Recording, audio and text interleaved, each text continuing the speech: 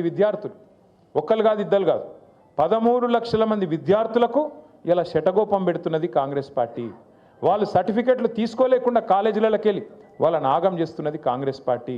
ముస్లింలు కావచ్చు, ఎస్సీలు కావచ్చు, ఎస్టీలు కావచ్చు, బీసీలు కావచ్చు, లేదా అగ్రవర్ణాల్లో ఉండే పేదలు కావచ్చు, బాగుండాలే చదువుకోవాలనే ఉద్దేశంతో ఒక మంచి పథకం ఆనాడు రాజశేఖర రెడ్డి గారు పెడితే దాన్ని కొనసాగించింది కేసీఆర్ గారి ప్రభుత్వం.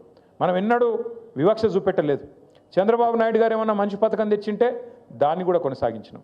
రాజశేఖర రెడ్డి గారు ఏమైనా తెచ్చింటే దాన్ని కొనసాగించినాం. రోషయ్య గారు ఏమైనా తెచ్చింటే దాన్ని కొనసాగించినాం. అట్లాగే కిరణ్ కుమార్ రెడ్డి ఏమైనా మంచి పని చేస్తే దాన్ని కూడా కొనసాగించినాం. తర్వాత మన పథకాలు మనం తెచ్చినాం. రైతు బంధు కావచ్చు, కళ్యాణ లక్ష్మి కావచ్చు, షాదీ ముబారక్ కావచ్చు, ఒక ఆడపిల్ల ప్రసూతి అయితే కేసీఆర్ కిట్ కావచ్చు, చెప్పుకుంటూ పోతే వందల పథకాలు మన ప్రభుత్వం వచ్చినాక చేసినాం. మనమేమో అట్ల పని చేసినాం. ప్రభుత్వం అనేది కంటిన్యూస్గా ఉండాలి. మనం ఎవ్వల మీద కక్ష పెట్టుకో